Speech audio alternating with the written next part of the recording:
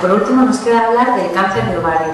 El cáncer de ovario es la segunda causa de muerte por cáncer ginecológica después del cáncer de mama. Es una patología que afecta a mujeres mayores por encima de los 65 años y su factor pronóstico principal es el estadiaje tumoral, y el problema es el difícil diagnóstico, por lo que la mayoría se diagnostican en estadios tardíos. Veamos la siguiente pregunta acerca de los factores de riesgo. La pregunta 177 del MIR 2004-2005 dice: señale de las que a continuación se relacionan qué otra patología puede presentar ligada a alteraciones genéticas una paciente afecta de carcinoma de ovario familiar o hereditario. Nos hablan de ovario poliquístico, cáncer de pulmón, endometriosis, cáncer colorectal familiar sin pólipos o carcinoma de páncreas. Recordad que el carcinoma colorectal familiar sin poliposis se asocia en primer lugar en cáncer de endometrio, pero también a cáncer de ovario hereditario. Así, entre los factores de riesgo, lo primero, los antecedentes familiares. Se asocia también a BRCA1 y BRCA2, sobre todo a BRCA1, pero también a otros síndromes que cursan con cáncer de ovario hereditario.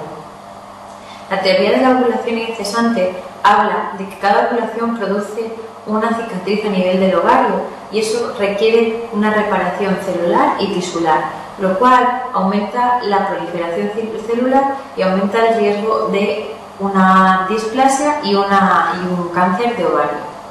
Entre los factores protectores, el síndrome de ovario poliquístico, porque no hay ovulación, los anticonceptivos, porque inhiben la misma, y la ligadura de trompas y la histerectomía, porque disminuye la vascularización del ovario. El problema del cáncer de ovario es que tiene una clínica muy inespecífica, el diagnóstico es muy tardío. Son mujeres que requieren dolor abdominal, molestias y distensión abdominal. Sin embargo, si el tumor produce hormonas, podemos encontrar unos casos de diagnóstico más precoz por la presencia de metorragias. Sin embargo, esto no suele ser lo más frecuente, y lo más frecuente es que cuando hagamos el diagnóstico se encuentre una fase de siembra peritoneal difusa. Tenemos distintos tipos histológicos del cáncer de ovario. El más frecuente es el de tipo epitelial seroso, que representa hasta el 70% de los cánceres de ovario. 70% son bilaterales, y una característica en la histología son los cuerpos de Sanoma. En segundo lugar, tenemos los epiteliales mucinosos, que pueden dar lugar a un cuadro denominado pseudomixoma peritoneal y que se asocian al marcador CA199. Tanto el epitelial seroso como el mucinoso tienen formas borderline, de forma que es el epitelial seroso el que más riesgo tiende a convertirse en maligno. Luego tenemos el endometrioide y el de células claras, que se relacionan con la endometriosis.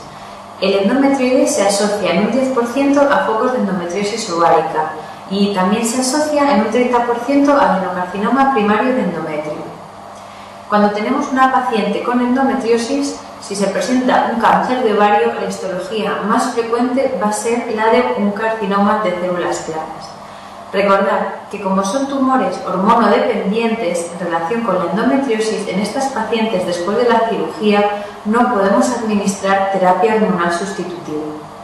Y por último, un carcinoma epitelial con nombre propio, que es el tumor de Brenner. El tumor de Brenner es un tumor benigno que presenta epitelio transicional de la vejiga. A continuación vamos a hablar de los tumores de estirpe germinal. ¿Cuál es la tumoración de ovario más frecuente en una mujer joven por debajo de los 30 años? La tumoración ovárica más frecuente es el teratoma quístico maduro. El teratoma quístico maduro es una tumoración benigna que tiene elementos derivados de las 3 líneas germinales, sobre todo del ectodermo, por lo que podemos encontrar pelo, dientes, cartílago o hueso. El 95% de los teratomas son maduros y benignos, pero un 5% son malignos, son inmaduros y contienen tejido derivado del neuroectodermo, de forma que ante el diagnóstico ecográfico de un teratoma deberemos realizar una extirpación quirúrgica. El disgerminoma es el tumor maligno más frecuente en mujeres por debajo de los 30 años. y se asocia a la elevación de la alfa-fetoproteína. Y por último nos quedan los tumores del estroma. En primer lugar, los de la granulosa. Los de la granulosa se caracterizan por la presencia de los cuerpos de K-Leixner. Son típicos de posmenopáusicas, pero al producir estrógenos en la granulosa produce metrorragia y permite un diagnóstico precoz. Los tumores de la teca también son tumores benignos que producen cierto grado de virilización al producir tanto andrógenos como estrógenos. Se asocian al síndrome de Meigs, que es la tumoración ovárica asociada a ascitis y a hidrotórax. Y por último, el androblastoma, que es un tumor benigno que cursa con virilización por la producción elevada de andrógenos.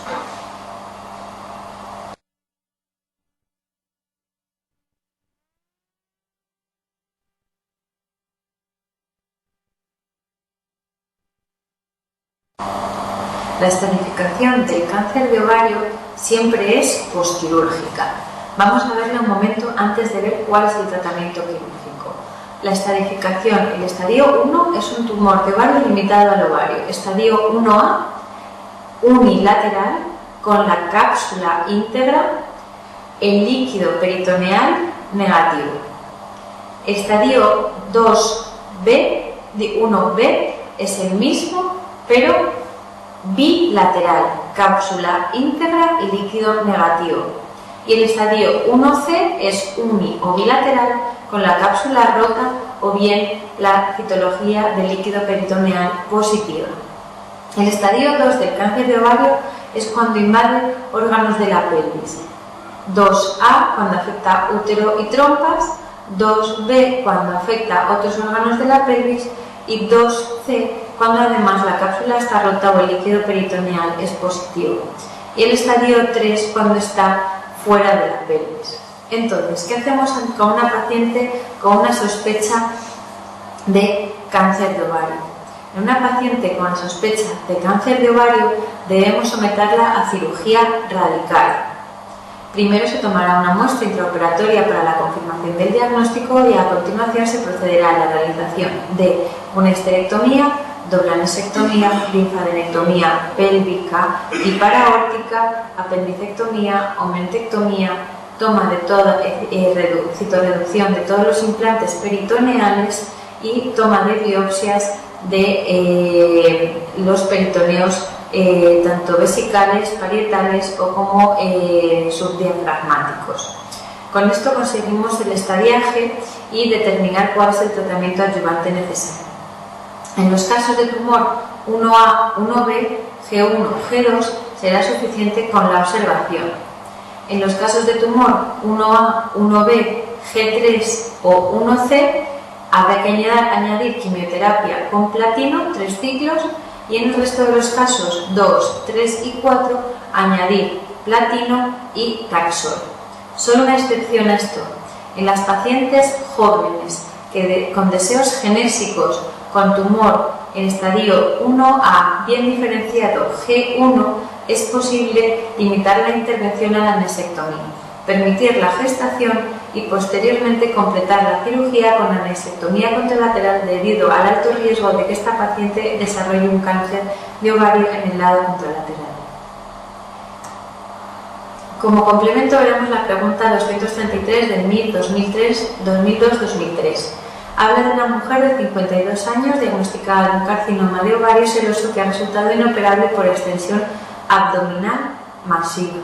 La conducta a seguir más adecuada será añadir quimioterapia, hemos dicho con platino y Taxol.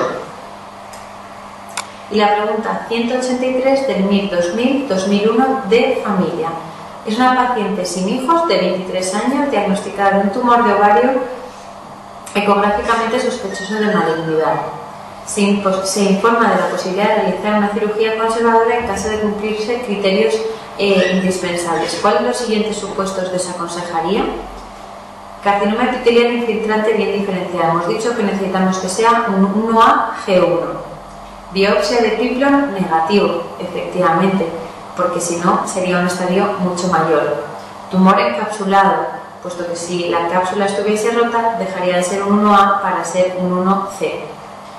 valores de CA125 superiores a 35 en estudio preoperatorio. Los valores del CA125 no son pronósticos, son simplemente marcadores de la actividad tumoral, pero no nos indican el pronóstico ni nos contraindican este tipo de cirugía y la presencia de ascitis.